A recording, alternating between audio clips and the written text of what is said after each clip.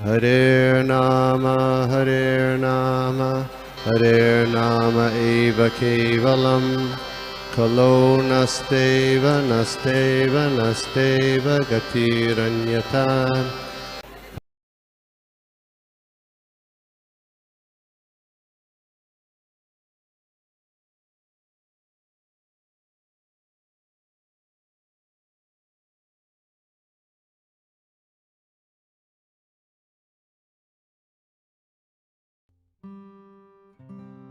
सूत्र नंबर 8। तो इसमें प्रभुपाद जी कह रहे हैं कि हम लोगों को जल्द से जल्द इस माया से निकलना चाहिए और भगवान की सेवा में लगना चाहिए। अब प्रभुपाद जी कह रहे हैं कि जब हम भगवान कृष्ण की सेवा में लगते हैं, मतलब अपने सारे इंद्रियों को लगाते हैं, तो इंद्रियों का सही उपयोग होता है और वो शुद्ध हो जाती है। तो यहाँ पे प्रभुपाद जी जो 10 इंद्रियां हैं उसके बारे में बोल रहे हैं कि 5 ज्ञानेंद्रियां हैं और 5 कर्मेंद्रियां हैं। तो डज एनीबॉडी रिमेम्बर ये क्या है 5 ज्ञानेंद्रियां 5 कर्मेंद्रियां?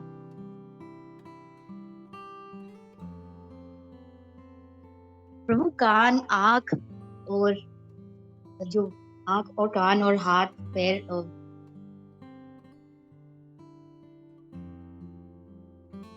बस तो कान और हाथ तो ही हो गए। हरे कृष्णा प्रभु जी। पाँव, हाथ, जेनिटल्स, ये बाद में ये अपना पीछे का जो है ये वो, और मुंह, ये हरे कृष्णा रेक्टम हाँ रेक्टम, और मुंह जो ये है वो कर्मेंद्रिय है। ज्ञानेंद्रिय है कान, आंख, मन, बुद्धि, अहंकार। नहीं आपने पहला वाला सही बोला। जो ज्ञानेंद्रियां हैं आंख, कान, त्वचा भी है ना? हाँ सॉरी, आंख, त्वचा और हमारी जीवा। तो ये 5 और 5 10 कर्मेंद्रियां हैं और ज्ञानेंद्रियां हैं। कान और आगे प्रभुपाद जी कहते हैं जो मन है वो जब उसको मिलाते हैं तो वो 11वां इंद्रिय उसको कहा जाता है। प्रभुपाद जी कह रहे हैं this are 10 senses, 5 active senses, 5 knowledge acquiring senses. ठीक है। और फिर लास्ट पैराग्राफ में कहते हैं the mind the centre of all senses is sometimes considered the 11th sense. तो मन को 11वां जो इंद्रिय गिना जाता है। फिर प्रभुपाद जी आगे कहते हैं one can not engage in transcendental loving service of the Lord with this senses in the present material covered state. तो अभी जो हमारी इंद्रियां हैं वो पूरी तरह से दूषित है और इस अवस्था में हम लोग उसको भगवान की सेवा में नहीं लगा सकते। इसीलिए हमें भक्ति में लगना चाहिए, उसको शुद्ध करना चाहिए। और प्रभुपाद जी आगे कहते हैं 64 ये हैं क्या बोलते हैं नियम है भक्ति के, जो जिससे हम अपने इंद्रियों को शुद्ध कर सकते हैं। और one should strenuously undergo such regulatory service. और हमें एकदम पूरा जोर लगा के इन सारे नियमों का पालन करना चाहिए।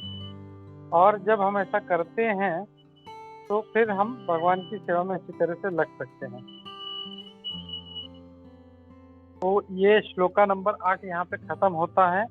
किसी का कोई कमेंट है तो हम लोग लेते हैं। हरे कृष्णा।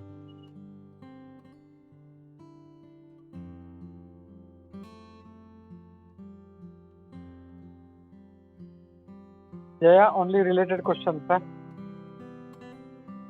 प्रभु दूसरा कोई क्वेश्चन नहीं लोगे क्या आज प्रभु?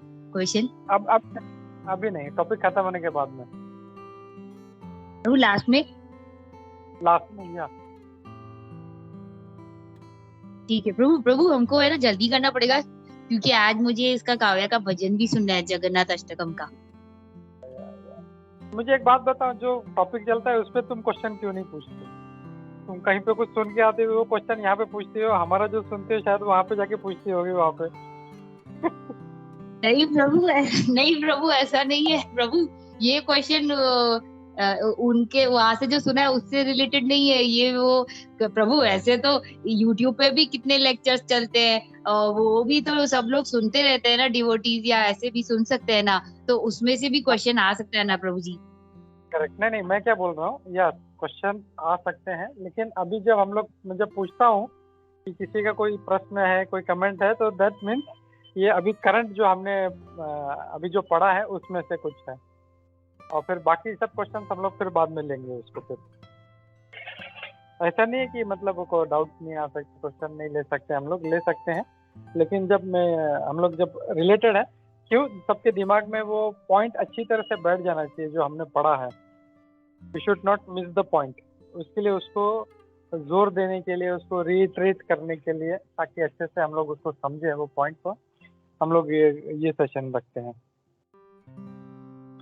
ओके जय। प्रभु जी, Thank प्रभु you. जी, इसलिए मैंने हाथ ऊपर किया था कि पूछने के लिए कि जो क्वेश्चन रिलेटेड नहीं है तो वो लास्ट में पूछ लेते हैं, इसलिए ही हाथ ऊपर किया था। या वो हम लोग लास्ट में देख लेंगे। अपर्णा माता जी ने हाथ, अपर्णा माता जी। हरे कृष्ण प्रभु जी, दंडवत प्रणाम।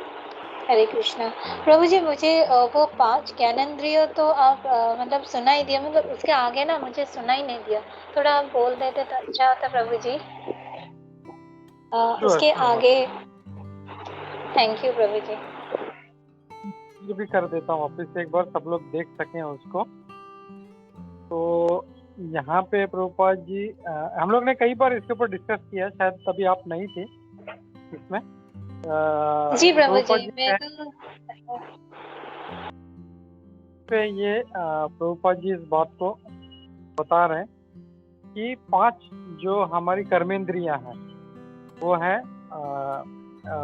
वाचा, हमारा मतलब बोलने, पावर ऑफ स्पीकिंग, वाचा, हाथ, पाँव, फिर जनेंद्रिया और रेक्टम, यानी मल जो त्यागते हैं वो, तो ये वो इंद्री, और ये ऐसा कुल मिला के 5 इंद्रियां हो जाती हैं। और फिर इसके बाद प्रभुपाद जी आगे बोलते हैं जो 5 ज्ञानेंद्रियां हैं, वो ज्ञानेंद्रियां हैं आँख, कान, नाक, जिह्वा और त्वचा। तो ये 5 हमारी ज्ञानेंद्रियां हैं। तो ज्ञानेंद्रियां हम लोग थोड़ा इसके ऊपर अगर सोचें तो आँख से जब हम लोग देखते हैं तो यहाँ पे आसपास में क्या है, क्या रखा है, क्या नहीं रखा है, वो ज्ञान हमारी आंखें हमारे मन को देती है। कान जो है कोई कुछ बोल रहा है, हमें पुकार रहा है, हमारा नाम बुला रहा है या भगवान का नाम ले रहा है, तो वो काम कान करता है और वो सुनता है उसको और दिमाग को मैसेज देता है, हमारे मन को।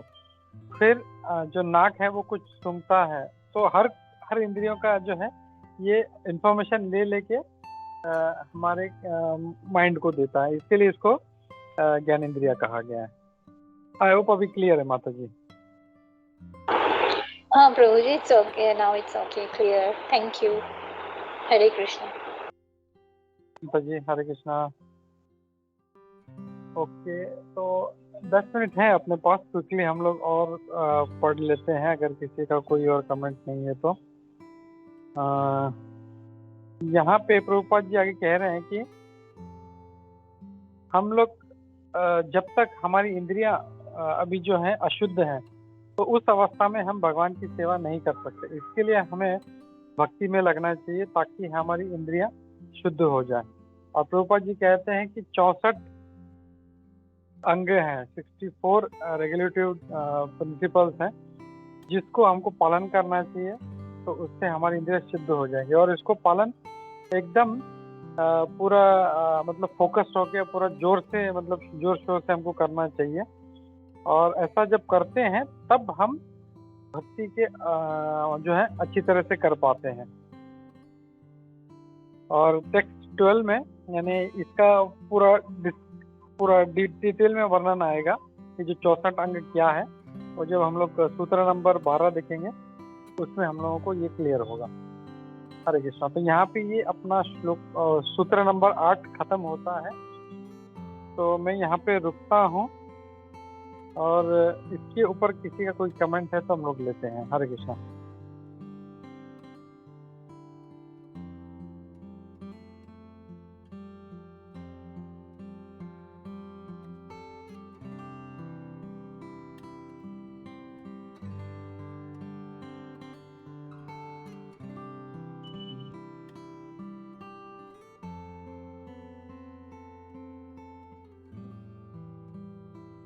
ओके, कोई कमेंट नहीं है तो हम लोग आगे बढ़ते हैं। हम लोग पढ़ते हैं श्रीमद् भागवतम पढ़ते हैं हम लोग। ग्रंथ श्रीमद् भागवतम की जय।